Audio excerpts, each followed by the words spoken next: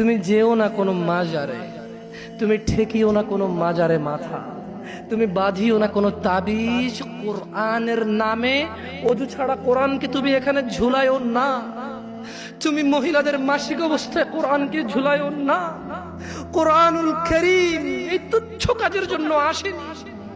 শিফাউল লিল মুমিন। তুমি একটু বুদ্ধিমান হও, নাপা তুমি খাও, গলায় নাও না। কোরআন তুমি পড়ো না, গলায় নাও। তুমি একটু বুদ্ধিমান হও, তুমি একটু বুদ্ধিমান হও মুমিন। তোমার এখানে যদি সূরা ইয়াসিন থাকে, তোমার এখানে যদি সূরা ইয়াসিন থাকে, তুমি বোঝো তুমি টয়লেটে যাচ্ছ সূরা ইয়াসিন নিয়ে। আল্লাহকে ভয় করো। আমি কি অনেক খারাপ কথা বলে ফেলছি? প্লিজ ক্ষমা করে দিন, আমি ছোট মানুষ, আমি ছোট মানুষ, আপনাকে বিরুদ্ধে তো বলতে আসিনি। আল্লাহর কসম আপনি রাগ করিয়েন না।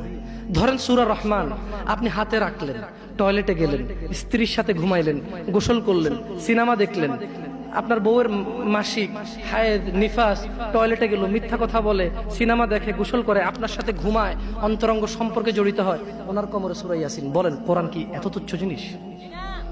বলেন এটা কি ন্যায় না অন্যায়? আল্লাহকে ভয় করা উচিত নাকি উচিত না?